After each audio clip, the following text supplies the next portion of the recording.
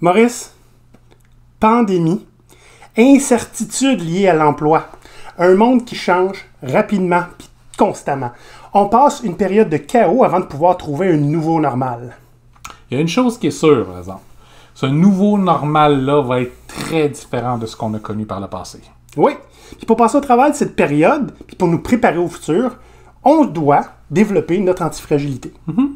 Aujourd'hui, GoPirate vous donne des trucs pour réussir à développer votre propre antifragilité personnelle. C'est important. Cet épisode vous est présenté par GoPirate Canada, un organisme à but non lucratif d'économie sociale luttant contre la fragilité socio-économique des individus et favorisant l'apparition d'organismes progressistes.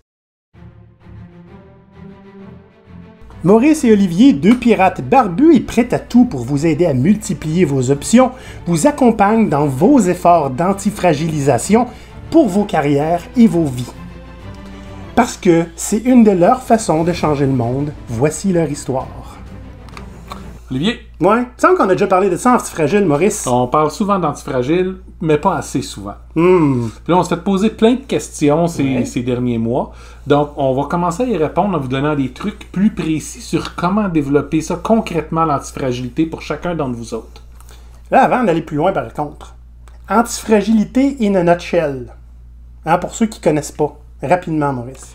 L'antifragilité, c'est la capacité à être capable de saisir les options qui s'adressent à nous, dans la mesure que, à chaque fois qu'il y a du chaos, à chaque fois qu'il y a de l'opposition, du défi, du challenge, mais vous pouvez utiliser ça pour essentiellement vous retrouver dans une meilleure position qu'avant. Puis ça demande de, pas avoir peur du changement puis du chaos, de voir les opportunités, en deux, puis en trois, d'être capable de saisir ces opportunités-là. Puis souvent, c'est ça l'élément qui nous manque. OK. Donc, au lieu d'être des victimes du changement, on essaie de s'arranger pour que ça nous propulse.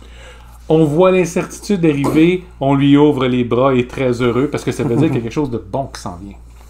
Moi, j'ai déjà vu une belle petite maxime, je trouve, qui représente très bien l'antifragilité. C'est quand le vent du changement souffle, il y en a qui construisent des murs, il y en a qui construisent des moulins. C'est joli, hein? Nous, on va construire des voiles. Oh, c'est le fun. Pirate.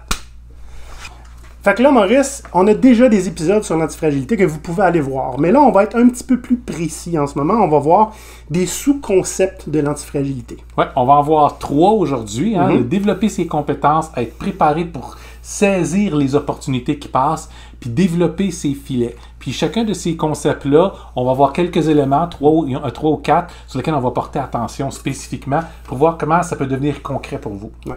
Et vous nous connaissez, hein? On a ce petit trouble obsessif-compulsif à vouloir être concret dans tout ce qu'on apporte. On va avoir 3 petits trucs en plus de tout ce qu'on va vous apporter. 3 trucs pour être plus antifragile. Yep. Donc, on va commencer. Développer ses compétences, ça veut dire quoi? C'est pas juste apprendre quelque chose de neuf. Hein? D'abord, avant de se lancer dans le développement de compétences un peu au hasard, puis de juste décider de prendre le piano parce que, c'est toujours bien, puis c'est toujours le fun, mais ça ne vous rend pas nécessairement plus antifragile. Donc, développer ses compétences avec une stratégie derrière, ça demande un peu de travail et d'analyse. Premièrement, demandez-vous c'est quoi votre domaine d'expertise au fond. T'sais, on fait tout un métier, mais des fois, c'est pas ça qui nous fait nécessairement vibrer. Fait que c'est quoi le domaine qui vous fait vibrer puis dans lequel vous avez le maximum de compétences, vous pouvez le plus efficace possible? Ça peut être les domaines. Les Parce domaines, qu'il y ça a peut être plusieurs choses qu'on fait. Il n'y a pas juste ce qu'on fait pour quoi on est payé, que c'est notre domaine d'expertise. Exact. Je suis pas payé pour faire du réseautage sur LinkedIn. J'aime ça en maudit. Ça, quand vous avez un domaine d'expertise, souvent c'est basé autour d'un métier, bien, demandez-vous comment on peut faire pour rajouter des compétences transversales pour être meilleur dans ce métier-là, mais des compétences transversales qui vont être capables de se déverser dans d'autres métiers aussi. Tu viens de parler de réseautage. Ouais. Ça, c'est un bon exemple. C'est-à-dire que nous, on est des conseillers, hein, on aide les gens, on encadre les gens et puis les organisations, mais on fait du réseautage, ce qui va nous permettre que si, par exemple, on devenait entrepreneur ou on devenait... Ce qui est le cas, hein? Ou on allait travailler dans une place quelconque, on devenait des vendeurs, on devenait des chauffeurs de taxi, pourquoi pas. Bien, notre capacité à réseauter va faire qu'on va réussir à trouver des clients et des alliés beaucoup plus facilement. Puis cette capacité à se réseauter-là va être efficace dans chacun de ces emplois différents-là. Donc, demandez-vous dans votre domaine d'expertise, qu'est-ce que vous pouvez aller chercher qui est connecté, à être meilleur dans ce que vous faites, mais en même temps qui peut se traduire dans d'autres domaines. Souvent, on va regarder des compétences comme par exemple être capable de tenir des livres comptables. Ça, c'est un bon exemple. Peu importe quel domaine, c'est toujours quelque chose qui est recherché et puis en demande. Okay? La raison pour laquelle on veut se développer ce genre de compétences-là et puis d'expertise-là, c'est parce qu'on veut créer des nouvelles options pour soi. Si jamais il arrive quelque chose, on peut se rattacher à un de ces éléments-là pour se replacer plus facilement ailleurs. Je te donne un exemple. Je vous donne un exemple. Moi, en plus d'avoir travaillé en informatique puis en gestion, j'ai été, pour le plaisir, prendre un certificat en traduction. Et en me disant éventuellement, puis avant de connaître l'antifragilité, si à un moment donné, ça ne me tente plus d'être là-dedans, mais j'aurais toujours bien un plan B. Vous savez quoi? J'ai pas attendu que ça me tente plus pour l'utiliser. T'sais, quand j'ai commencé à écrire des articles, j'ai fait ça en anglais aussi, parce que je pouvais traduire, etc. Puis, pareil comme le réseautage, j'ai réussi à me démarquer dans les offres d'emploi parce que je tripais sur le réseautage aussi. Puis j'ai pu comme monter un meilleur argumentaire. Fait que ça sert pas juste dans un vacuum. Non. Les autres options, on peut les combiner. Un autre élément très important pour développer ses compétences, c'est faire un inventaire précis de vos expertises uniques. Ça, des expertises, ça peut être lié au métier, ça peut être lié à un apprentissage, ça peut être lié à quelque chose que vous avez vécu. Puis l'idée, c'est que ce que vous voulez faire avec ça, c'est comprendre qu'est-ce qu'elle peut vous apporter comme option. Donnons un exemple.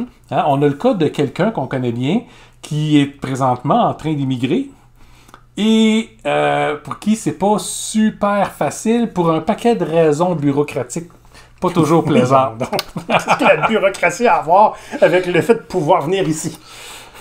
Mais comme à peu près pour chaque pas en avant qu'elle arrive à faire, elle en fait 2 en arrière. Elle est en train de se développer une véritable expertise à naviguer dans cette bureaucratie gouvernementale-là, spécialisée pour l'immigration. C'est pas une experte en immigration, mais après avoir passé au travers de tout ça, elle s'est développée un champ d'expertise qui est relativement rare et qui peut être utile à d'autres personnes. On va pouvoir aider des gens.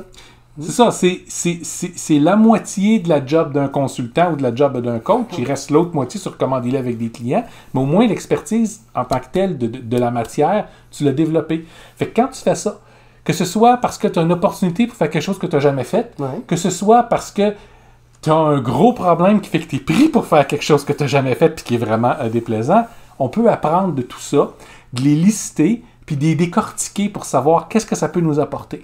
Puis, dépendamment, si on décortique une expérience comme ça, bien là, on peut voir des voies pour développer des compétences transversales aussi.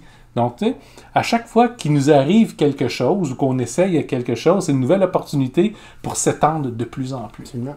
Et tout ce que j'ai vécu depuis que je suis parti du monde du développement, là, où que j'ai fait progresser ma propre carrière, je l'enseigne aux autres. Ben oui. En coaching, des fois juste parce que quelqu'un a besoin d'aide.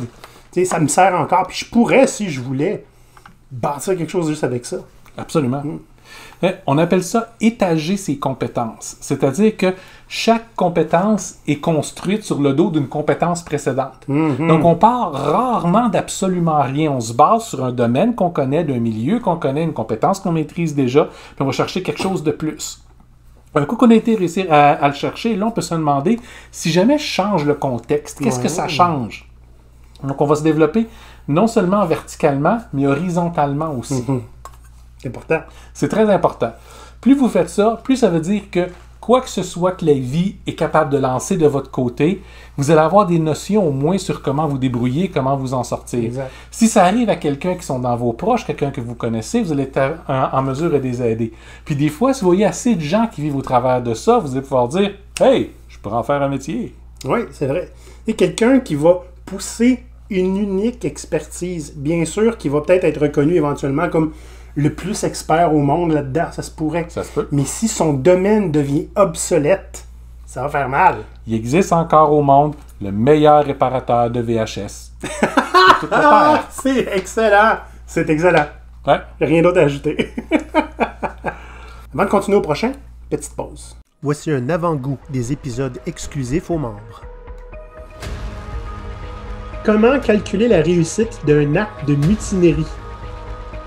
Comment piratiser quand on travaille dans un McDonald's ou un Walmart ou un autre emploi peu rémunéré et très formaté? Un bon employé bien obéissant, ça connaît sa place. Okay. avalez pas ça. Là. On est autonome. On n'a pas besoin d'être géré comme des enfants de 5 ans.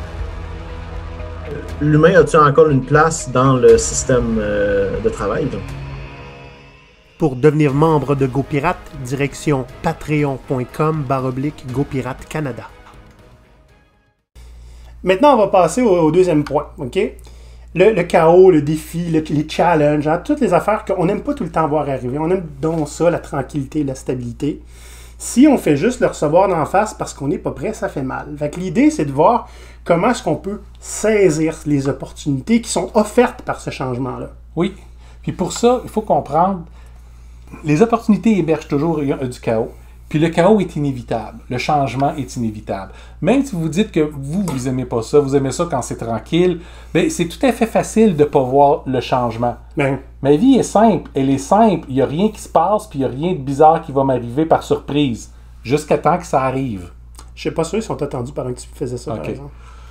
Fait que tout le monde est capable de jouer à l'autruche, la tête dans le sable, puis se dire « Ah, c'est simple, c'est tranquille, il n'y a rien qui va jamais changer. » Le monde change, que vous le vouliez ou pas, mieux vaut le voir arriver. Ouais. Donc, si vous voulez sortir gagnant d'une période de chaos un peu plus intense, ok? Parce que le changement est constant. Oui. ok? Fait qu'il y en a toujours du changement, toujours un potentiel d'y voir émerger des opportunités. Mais il y a des moments qui sont pires que d'autres. On vient d'en passer un avec la pandémie. Oui, puis c'est pas fini. Hein. C'est pas fini, mais c'est un moment qui non seulement a été difficile pour la plupart des individus, mais beaucoup d'autres sont aperçus d'une chose. Ne pas avoir à faire le rat race, courir au bureau tous les jours, à se donner puis à se vendre pour un emploi qui n'avait pas nécessairement de sens pour eux, à force d'être pris dans leur tête et puis à la maison, ils se sont dit « Mais c'est ça que je veux faire? » Oui. Puis ça explique beaucoup des choses qu'on voit aujourd'hui. Beaucoup de gens qui se disent ben, c'est presque la moitié de la population là, qui veut changer d'emploi là, présentement. Tu sais, il y en a beaucoup là-dedans qui sentaient déjà que ça va pas, il y a quelque chose. Mais c'est la vie, tu ça. travailles, puis tu l'endures, Ça, tu vis mais pour la fin de semaine. le chaos que la pandémie a apporté les a un peu forcés à considérer cette opportunité-là. Ouais. Puis c'est le cas pour nous aussi, là, même chose. Hein? Absolument. Hey, l'opportunité qu'on a saisie, nous, avec la COVID, c'est de partir notre podcast. Ça a changé nos vies. On l'aurait-tu regretté? C'est le podcast qui nous a fait comprendre que qu'on s'adressait aux mauvais auditoires, qu'il fallait qu'on soit un OBNL, hein, puis qui nous a envoyé dans la direction où est-ce qu'on s'en va en ce moment. Eh oui. C'est vous autres, ça. Le changement, ça fait peur. Puis ça va continuer à faire peur tant et aussi longtemps que vous vous y êtes pas habitué. Puis c'est pas pour être baveux, mais on s'habitue facilement au changement. Puis quand on a l'habitude de ça, non seulement on n'en a plus peur, mais on en a envie. Regardez par exemple, je vais me prendre comme exemple. Je suis quelqu'un qui a tendance à faire le tour de qu'est-ce qu'un emploi est capable de m'apporter en termes d'intérêt, en à peu près 6 mois à 1 an. Ce qui veut dire que j'ai toujours travaillé à contrat parce qu'après 6 mois, je me tanne, j'ai envie de faire autre chose. Mais ce qui fait qu'au départ, je me rappelle quand j'étais jeune, puis les premières fois où mes emplois arrivaient à la fin, la terreur que j'avais. Mais oui. Maintenant, souvent, je suis dans un contrat, puis j'ai vraiment hâte qu'il finisse. Juste, je sais pas où est-ce que je m'en vais, mais juste pour aller essayer autre chose. Puis c'est comme ça surtout, hein. On s'habitue au changement, on s'habitue à l'évolution de notre monde, puis on est curieux de voir où est-ce qu'on s'en va. Mais pour ça, il faut s'y habituer. Pour s'y habituer, il faut, de façon délibérée, hein, se mettre au défi de changer quelque chose. Mettre un peu de stress sur notre système. Exact. Okay? Juste pour se développer une habitude, puis voir qu'est-ce que ça peut donner. Commencez par des petits changements. Je vous dis pas du jour au lendemain, annoncer à votre femme, chérie, je te quitte, je te laisse les enfants, je te laisse la maison, je m'en vais. Mais ça peut être drastique, dans le sens qu'une première expérience peut te donner assez confiance pour faire la deuxième plus grosse. Exact. Je veux dire, je suis passé d'un emploi où j'ai annoncé que je quittais, je me suis ramassé à l'hôpital tellement j'étais anxieux de laisser mes collègues dans tu sais, puis tout le kit, j'ai déjà raconté. Puis la job d'après, je suis parti pour te rejoindre, j'avais un enfant qui s'en venait, toi, puis j'avais absolument rien de précis, genre, dans mon collimateur pour qu'on vive. Tu sais, je sautais à pieds joints. Oui. Okay? Dites-vous que pour la plupart des gens, ce premier gros changement-là, où les 2-3 premiers ne sont pas volontaires, les choix ont été faits pour vous. Vous avez perdu votre job, vous êtes pris pour déménager, et il il y a un changement de vie majeur qui vient d'arriver. On a, entre autres, il y a beaucoup de dames qui sont nos clientes. Ouais. Puis elles, le gros changement qu'ils ont eu, ben, c'est un divorce après 10, 15 ans. Donc, la vie est à refaire, là. Ouais. Mais c'est ce changement-là devient une opportunité pour prendre l'habitude de ça. Quand on voit que on peut passer au travers, puis il y a des nouvelles portes qui vont s'ouvrir, des portes intéressantes, puis on a intérêt de voir jusqu'où est-ce que ça peut aller. Donc, mettez-vous ça comme défi, puis essayez de voir qu'est-ce que vous pouvez changer, puis quel genre de portes vont émerger face à ça. Un des éléments importants pour se donner une certaine latitude à être capable d'encaisser des changements comme ça, c'est, bon, vous savez, Antifragile a été écrit par Nicolas Taleb dans son livre Antifragile, puis il fait référence à un concept qui s'appelle le « fuck you money ». Maintenant, J'aime ça. j'aime ça. J'aime ce que ça te permet de faire, surtout. Cet argent de « je t'emmerde », essentiellement, c'est avoir une réserve de fonds pour être capable du jour au lendemain de faire un changement drastique dans sa vie, comme par exemple quitter un emploi.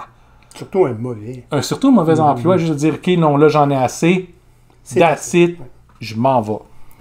Mais ça demande un peu d'argent. Pas nécessairement des quantités épouvantables, mais un peu quand même. Puis là, on le sait, pour beaucoup de gens, on vit de chèque de paye à chèque de paye. Ouais. Puis si c'est votre cas, ben, il faut comprendre à ce moment-là que vous n'avez pas l'opportunité de vous développer cette réserve-là. Vous n'avez pas l'opportunité de vous développer des opportunités pour sortir de votre endroit. Ouais. Okay? Ça prend un peu de ressources. Puis si une opportunité se présente, souvent, elle va demander un certain investissement, ou que ce soit en temps, mais c'est souvent en argent. À ce moment-là, si vous avez cette réserve-là, vous êtes capable de puiser dedans. Si vous n'en avez pas, encore une fois, vous êtes capable de voir l'opportunité émerger, mais vous n'avez pas la capacité de pouvoir la saisir. Donc, toujours essayer de voir comment est-ce qu'on peut faire pour avoir un peu de trucs pour avoir ce fuck you money-là de côté. Encore une fois, on ne parle pas d'un demi-million, hein? Quelques mois de réserve. Oui, quelques mois de réserve. Des fois, même pas. Ça peut être un mois et demi, 2 mois maximum, à un niveau de vie réduit, par exemple. Si vous savez c'est quoi le niveau de vie minimum que vous avez besoin, vous êtes capable de calculer votre réserve en fonction de ça. C'est important de le savoir. C'est important de le savoir parce que quand tout arrive, hein, quand le proverbial shit hit the fan, c'est pas le temps de commencer à se demander jusqu'où que je peux réduire. Non. Okay? Vous devez déjà le savoir. Qu'est-ce qu'on peut couper, qu'est-ce qu'on peut garder, puis mes réserves me permettent de te faire combien de temps. Ça va vous calmer beaucoup, enlever la peur de l'inconnu, puis vous dire, ben, je suis pas dans une bonne situation, mais au moins, je contrôle le peu de situation que j'ai. Donc, le dernier élément, qui lui aussi vient du livre Antifragile, c'est de minimiser ses attaches inutiles. Ce qui veut dire, Taleb, par exemple, propose éviter d'acheter une maison puis rester en appartement parce que ça te permet après ça de déménager n'importe où au pays au moment où tu veux. Et lui, aux États-Unis, c'est un autre dynamique. Si tu as une opportunité d'emploi à l'autre bout du pays, ben non, il faut que je vende ma maison. Elle est partie, l'opportunité. C'est ça. Mais ça ne veut pas nécessairement dire que cet exemple-là est bon pour tout le monde. Moi, par exemple, pour moi, c'était extrêmement important de pouvoir donner un peu de stabilité à ma famille. Oui, ça fait que j'ai une maison à payer. Mais si je veux minimiser mes attaches inutiles, je considère que la maison, pour moi, elle n'est pas inutile. Mais j'ai pas 2 voitures. Okay? J'en ai une, puis si on venait qu'à avoir besoin d'en avoir une deuxième, ce serait probablement quelque chose payé comptant à pas très cher, juste pour dire que c'est une sécurité. Puis si tu en as 2, tu peux toujours la vendre en cas de besoin. Exact. Donc, l'idée est toujours, assurez-vous de vous garder l'option de pouvoir vous sortir de quelque chose. Si vous louez quelque chose, assurez-vous d'avoir un contrat qui vous permet de vous en sortir. Donc, toujours s'assurer de ne pas être pris à la gorge, de ne pas être esclave de quelque chose. Le troisième concept, c'est développer ses filets. Là, on ne parle pas de filet de pêche, j'espère. Non, on parle de filet de sécurité. Ouais. Essentiellement, c'est un petit peu comme on a dit plus haut par rapport à l'inventaire de tes compétences puis de ton expertise, c'est de faire un inventaire de tes options. Fait que les connaître, être capable de les gérer, les développer. Fait que c'est quoi les options qu'on a dans ce cas-là? C'est quoi les filets là, qu'on a? Ouais. Mais les filets, les filets sont les filets sociaux. Hein? On parle qui on connaît, puis qui va pouvoir nous aider en cas de besoin, qui va pouvoir nous ouvrir une porte quand on en a besoin. Donc, le networking est important pour ça. Eh oui. C'en est un filet. Donc, la raison pour ça, c'est de connaître, développer, puis gérer, puis entretenir ces options qu'on a. OK? Donc, en connaissant ces gens-là, en connaissant ces relations-là, on sait lesquelles on a certains intérêts à cultiver. Encore une fois, ça ne veut pas dire que toutes les relations que vous avez devraient être cultivées pour un intérêt quelconque. Non. OK? Mais en fait, il ne faut pas que ça soit une relation qui est seulement prenante de votre côté. Exact. Hein, Ça va dans rela- les deux sens. C'est ça, ceux qui vont vous aider, c'est ceux à qui vous avez beaucoup offert aussi. Puis il y a des gens à qui vous allez maintenir une relation, pas parce qu'ils peuvent vous aider, vous apporter quoi que ce soit, autre que le fait que vous les aimez bien. Ça, c'est à pas négliger aussi. Maintenant, voyons, il y a 2 types de filets sociaux qu'on va regarder aujourd'hui. Le premier, c'est le cercle d'entraide. OK? Le cercle d'entraide, ce sont des gens qui sont proches de vous. OK? Conjoints, conjointes, amis proches, les parents, qui, si vous êtes dans le besoin, de façon inconditionnelle, vont arriver et faire « je suis là pour t'aider ». Puis ça, dites-vous que c'est aussi votre rôle que quand eux sont en difficulté, de façon inconditionnelle, vous allez les voir et puis les aider. C'est pas vraiment optionnel, là. Non, c'est pas optionnel. Donc, les gens dans votre vrai cercle d'entraide sont des gens que vous aimez. Toujours. OK? Que ce soit un voisin, un parent, un ami, c'est pas grave. Le fait est, faut être là pour eux, puis faut être honnête avec ça, de pouvoir se le dire, si tu as besoin, je suis là pour toi. Puis quand il y a un besoin, pas nécessairement attendre que la demande arrive. Tu vas voir là, je vois que tu as cette difficulté-là, qu'est-ce que je peux faire pour t'aider, ou voici qu'est-ce que je peux faire pour t'aider. OK. Donc, ouvrir des portes vers des opportunités pour les autres. Exact. Si vous prenez l'habitude de toujours être là les uns pour les autres, comme ça veut dire qu'aucun d'entre vous autres va vraiment profondément se retrouver dans le trouble. Parce qu'il va toujours avoir quelqu'un. Quand tu te fais faire mettre dehors de chez vous, tu le sais que j'ai un divan. Ah oui. On va être tassés les 3 dessus, mais ça marche. Le deuxième niveau de cercle est un peu plus grand. Okay? C'est le réseau de support. Okay? On veut avoir des opportunités avec ce réseau-là. À qui je peux m'adresser si j'ai besoin de me trouver un contrat rapidement. Tu sais, des fois, je vais me trouver une bonne job, mais là, je viens de perdre la mienne, mais j'ai juste besoin de manger là. OK? La plupart des gens qui cherchent un emploi, puis là, je parle d'emploi parce que c'est fréquent, hein, beaucoup de gens qui nous en parlent aussi, puis on l'a vécu aussi. Tu perds ton emploi, puis c'est un peu une surprise. Fait que tu n'es pas prêt à te trouver quelque chose d'autre. Puis à ce moment-là, ben, tu passes ton temps à envoyer une dizaine, une quinzaine, une vingtaine de CV par jour. Pas de réponse, tu désespères, tu paniques. Ta recherche d'emploi devient une qualité de plus en plus basse parce que tu essaies d'y aller au plus large possible. Tu sonnes de plus en plus désespéré. Fait que les gens ne veulent pas t'embaucher à cause de ça.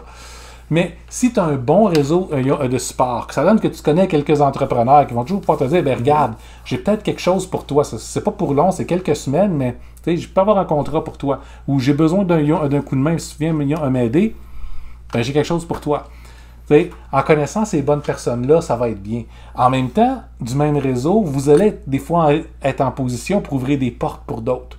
Des fois, c'est pour quelqu'un que vous connaissez directement. Des fois, c'est pour quelqu'un que cette personne-là connaît. Donc, essayez de tisser ce genre de lien-là. Et puis, vous n'êtes pas obligé de les aider, d'être dans le feu de l'action pour les aider. Hein? Non. La force de... Tu sais, quelqu'un te demande de l'aide, puis il dit, écoute, je suis pas sûr, je sais comment t'aider, mais je peux te présenter à quelqu'un qui va t'aider mieux. Je l'ai fait cette semaine. Puis je sais que la personne-là va me remercier là, encore. Tu comprends-tu? Quand ça va être nécessaire, peut-être qu'elle, cette personne-là, va pouvoir m'aider aussi. Eh oui. On peut dire que c'est une façon pour être une relation de bon voisinage avec son réseau qui n'est pas nécessairement toujours très proche. Hein. Notre réseau, à nous, s'étend sur plusieurs pays dans le monde. Oui. Quand on peut ouvrir des portes pour les gens, on le fait. Quand on peut donner un coup de main, on le fait. Autant pour donner l'exemple que pour donner des opportunités aux autres et à nous. Ben, nous, on carbure à ça. Ben, c'est ça. Donc, toujours se garder ça en tête. Qui sont les gens très proches de moi qui vont aller à la guerre avec moi s'il faut? Puis quels sont les gens dans mon cercle un petit peu plus grand qui vont être capables soit d'ouvrir des portes pour moi, de créer des nouvelles opportunités pour moi, ou de venir prendre possession d'une opportunité avec moi.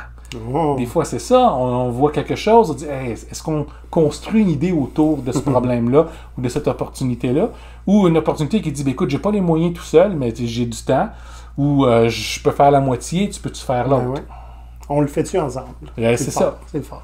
Et travailler ensemble, c'est toujours beaucoup plus facile que travailler tout seul dans son coin. Oui, ça demande de faire des compromis, puis je sais que beaucoup d'entre vous se disent « Ouais, mais si ça va pas bien, ben des fois, ça ira pas bien. » Mais le nombre de fois où ça va aller mieux parce que vous n'êtes pas tout seul, c'est immense. On peut vous en parler. Oui. Là, Maurice, on vous a donné 3 sous-concepts pour développer l'antifragilité. Puis non content d'ouvrir autant de portes pour vous, on a 3 trucs en plus. En plus. Et que le premier, là, c'est pas une surprise, Non. mais on va le rappeler. Le changement, on peut pas faire semblant qu'on peut juste le tasser comme ça puis il va s'en aller. Okay? C'est inévitable. Okay? Si tu es dans l'eau, sur l'océan, il y a une marée que tu le veuilles ou non. C'est ça. Acceptez ça le plus tôt possible. Parce que ça veut dire que vous allez pouvoir avoir de l'agentivité sur votre situation plutôt que d'être juste une victime. Donc, si vous l'acceptez, que vous essayez de voir qu'est-ce qui est en train de changer autour de moi, même si ce n'est pas toujours évident, vous gardez un niveau de perception aiguisé sur votre environnement. Ça, c'est fort. Puis habituez-vous délibérément et dès maintenant à vivre avec le changement. Si vous voyez des petits éléments que vous pouvez changer, essayez de le faire. Que ce soit développer une nouvelle habitude pour aider à sauver l'environnement, Oui. que ce soit décider de courir un petit risque. J'ai toujours fait ça. Vous allez au restaurant, commander quelque chose que vous n'avez jamais commandé juste pour voir ce que ça donne. Oui. Okay? Ben ça, là, c'est un petit peu plus loin que de vivre avec le changement. C'est un petit peu le créer. Oui. Et ça, c'est intéressant parce que, tu sais, la première fois que j'ai perdu ma job, ça fait mal. Mm-hmm. Puis au bout de ma progression, de mon antifragilisation de carrière, c'est moi qui est parti. Oui. C'est moi qui ai créé le chaos pour avoir l'opportunité qui venait avec. Dans mesure du possible, soyez pas une victime de votre environnement, soyez l'agent provocateur des changements. C'est pas obligé d'être du chaos. On dit ça parce que c'est facile à comprendre, là, mais le changement n'est pas tout le temps du chaos. Non, des fois, le changement va être très structuré. Quand c'est vous qui le faites, il est probablement moins chaotique que s'il vient d'ailleurs. Hein. C'est ça. Le deuxième truc, j'aime beaucoup, quand vous hésitez, demandez-vous pourquoi vous hésitez. Qu'est-ce qui vous fait hésiter? Parce qu'il y a des bonnes chances que ça soit une attache. Hein? Oui.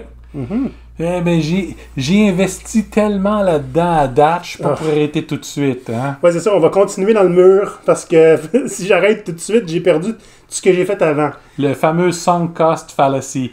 Écoutez, si c'est perdu, c'est perdu. Ouais. Arrêtez de payer les frais maintenant, puis pensez à d'autres choses. Des fois, c'est la peur qui va nous retenir. Ouais. Vous n'êtes pas sûr, pas certain, pas... OK, ben, si c'est juste la peur, ça peut être un gros facteur. Mais si vous essayez quand même, est-ce que c'est une peur qui va vous permettre de passer par-dessus le problème facilement, puis à ce moment-là, d'avoir moins peur la prochaine fois? Ou si c'est une peur qui dit, c'est parce que il y a à peu près 50-50 des chances que ça marche ou que ça marche pas, puis si ça marche pas, voici les conséquences. Puis si ça marche, voici les bénéfices. Oh, ben là, vous avez déjà une meilleure compréhension de votre situation, puis vous avez hésité pour la bonne raison. Je vais vous donner un sous-truc. Vas-y. Parce que ça me vient de me faire penser à quelque chose. Tu sais, des fois, quand on hésite, par exemple, tu sais, j'ai beaucoup de monde qui me dit « J'aimerais ça, parler en public, mais j'hésite. » Regarde là, OK? Il va arriver peut-être un moment dans ta vie où tu n'auras pas le choix. T'aimes-tu mieux sauter quand tu n'auras pas le choix, que c'est pas toi qui contrôle, ou décider, tu sais quoi, je vais prendre une couple de personnes d'une salle, mes paramètres, je vais aller parler du sujet qui me fait triper, puis je vais l'avoir essayé au moins. J'aurai moins peur après. C'est comme ça que je suis devenu conférencier, entre autres. Oui. Bon, conférencier amateur, mais quand même. Dernier des trucs, répartissez vos risques, puis gardez-les en deçà de votre seuil de tolérance. Seuil de tolérance, ça veut dire, si quelque chose est en bas de votre seuil de tolérance, ça veut dire que si jamais ça ne fonctionne pas, c'est pas une grande perte pour vous autres. Vous êtes capable de vivre avec. Si c'est au-delà de votre seuil de tolérance, si ça ne fonctionne pas, ça va vous faire mal. Donc, essayez de toujours prendre les risques que vous voyez quand vous voulez en prendre, puis gardez-les en dessous de votre seuil de tolérance. Puis là, vous allez voir, si vous avez beaucoup de compétences transversales, beaucoup d'expertises différentes que vous avez votre réserve de fuck you money, vous avez vos supports, vous vous êtes habitué au changement, votre seuil de tolérance va être extrêmement élevé. Mais si vous n'avez jamais rien fait de ça, il va être très, très petit.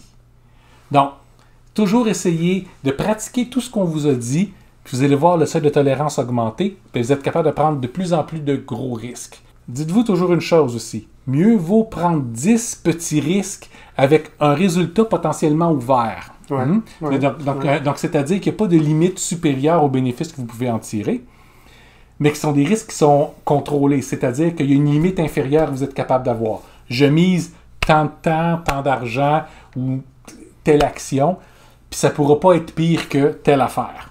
Mais les avantages que peuvent m'apporter sont énormes. Faites-en 10 comme ça plutôt qu'un gros, 10 petits. Comme ça, s'il y en a 9 qui ne fonctionnent pas, ils sont tous en dessous de votre taille de tolérance, ça va être dommage, mais ça ne sera pas blessant pour vous, ça ne sera pas dommageable pour vous. Puis peut-être que le 10e, lui, va fonctionner, puis valoir en masse les 10 qui n'ont pas fonctionné. Deux choses là-dessus, Maurice. Oui. On aurait pu résumer ça en disant, mettez pas les œufs dans le même panier. Première affaire. Deuxièmement, tu te souviens, il y a très longtemps, quand on avait cette chose qui s'appelait le Havre pirate. Ça n'existe plus, le Havre pirate. Tu avais lu un article sur un gars qui s'était parti 40 entreprises. Yep. Puis il y en avait, je pense, 3 ou 4 qui avaient fonctionné, mais très bien fonctionné. Il en a fermé 36, puis il est devenu pas mal riche avec ces 4 qui marchaient. Ouais. C'était un petit peu ça. Il faut avoir les moyens et le temps, là, on s'entend, mais ouais, ben, c'est un... Lui, il avait un seuil de tolérance qui était élevé parce qu'il oui. a parti plein d'entreprises. Mais d'un autre côté, en fait, non, pas tant que ça, parce que ce gars-là a parti toutes ces entreprises-là en dedans d'un an. Oui, c'est ça, en parallèle. Avec rien. Ouais. Fait que c'est ça, c'est fait des petits essais, puis voyez qu'est-ce que ça donne. T'sais, plusieurs d'entre vous nous ont écrit et ont dit « J'aimerais ça pouvoir commencer à écrire, je me sens bon pour écrire. Ben, faites-vous publier, voir. Allez approcher différents types de blogs. 5, 6, 8, 10, 12. Écrivez un peu pour eux autres, puis voyez où est-ce que votre public va commencer à émerger. Ou diversifier vos médiums. Ça peut être un blog, ça peut être une vidéo, ça peut être... Essayez plein de choses comme ça, puis voyez où les gens vous répondent. T'sais, j'ai écrit pendant des années des blogs. Puis c'est comme ça qu'on s'est rencontrés, en fait, que je t'ai écrit pour te demander pourquoi, toi, après 2 articles, tu as infiniment plus de lecteurs que moi quand ça en fait des douzaines. Parce que moi, je suis hot. Moi, je développais mon réseau. C'est ça qui a aidé. Puis moi, je disais des choses intelligentes. 2 choses très différentes. Oui, mais tu parlais à personne. Puis aujourd'hui, ben, on écrit presque plus, puis on parle beaucoup. Mais voilà. Là, on vient de voir quelque chose, un concept qui est super important, super intéressant, qu'on applique assez pas pire, et que ça serait intéressant que vous commenciez à l'appliquer. Et vous savez quoi? C'est un service qu'on offre. On peut vous aider à faire ça. Oui. Hein? Nous deux, là. Donc, venez nous voir si c'est le cas. Puis en plus, si vous êtes membre de GoPirate, sur patreon.com/GoPirate Canada, vous allez avoir un rabais sur nos séances de coaching. Puis un bon, c'est 20%. 20%. Pas cher. Puis parlant de Patreon, ben, ça veut dire allez faire un tour sur Patreon, cherchez GoPirate, pirate avec un Y, vous allez tomber sur nous. Puis vous allez pouvoir devenir un de nos supporters, ce qui veut dire que vous allez avoir accès à un épisode spécial expressément pour vous à tous les mois dans lequel vous allez pouvoir participer parce qu'on répond directement à vos questions. Puis vous allez avoir un accès beaucoup plus facile à vos pirates favoris. En plus d'avoir les épisodes de chaque semaine un peu en avance. Oui, parce qu'on pousse à fond le concept de Patreon. Vous êtes nos patrons. Yep. Vous payez. À part de ça, Maurice, ben, ajoutez-nous sur YouTube, sur LinkedIn. Notre page LinkedIn, il y a beaucoup de monde qui la suivent, là, si vous ne la faites pas. Là. Il y a encore notre livre qui est disponible aussi. C'est pas parce que la campagne de sociofinancement est finie que vous ne pouvez pas l'acheter. Vous pouvez l'acheter jusqu'à sa publication sur notre Indiegogo. Le lien est dans la description du podcast. Oui. Bon, mais ma foi, Maurice, je pense qu'on a donné toute la recette du succès pour être antifragile. Allez-y, faites ça, puis débrouillez-vous bien. Puis si vous avez besoin d'aide, venez nous voir, on va vous aider, ça va nous faire plaisir. Absolument. Bon, on va aller être antifragile ailleurs, nous. Yep. Bye bye. Bye.